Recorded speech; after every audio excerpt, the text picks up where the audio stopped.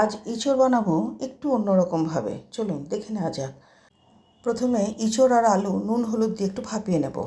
মশলার জন্য নিয়ে নিয়েছি জয়িত্রী, এলাচ, দারচিনি, জিরে, লবঙ্গ, ধনে, শুকনো লঙ্কা আর সবুজ প্লেটে যেটা আছে সেটা বোঝাই যাচ্ছে। প্রথমে এটা আমি আগে বেটে নেব। এরপর চারমগজ, কাজু, আদা, কাঁচা লঙ্কা, শুকনো লঙ্কা বেটে নিলাম। এরপর পরিমাণ মতো তেল দিয়ে তাতে জিরে, শুকনো লঙ্কা ফোড়ন দিয়ে আগে ধনে জিরের পেস্টটা দিয়ে দিলাম।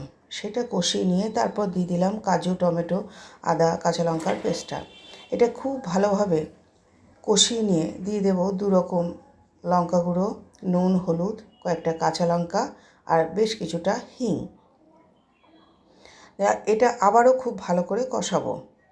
দেখুন তেল ছেড়ে এসছে। এইবার দিয়ে দেব দই, ছোট্ট একটা বাটির 1 বাটি দই। এটাও খুব ভালো করে কষাতে হবে। এরপর দিয়ে দিলাম পরিমাণ মতো মিষ্টি। কষাতে কষাতে দেখুন তেল ছেড়ে দিয়েছে। এইবার দিয়ে দিচ্ছি প্রথমে ভাপানো ইঁচড়টা। এটা খুব ভালো করে নাড়াচাড়া করে আগে মিশিয়ে নেব, তারপর দিয়ে দেব আলুগুলো।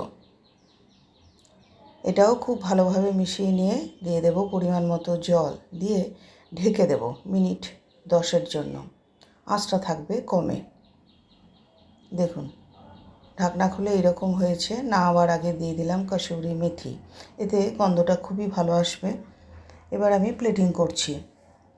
দেখুন দেখতে এরকম হয়েছে।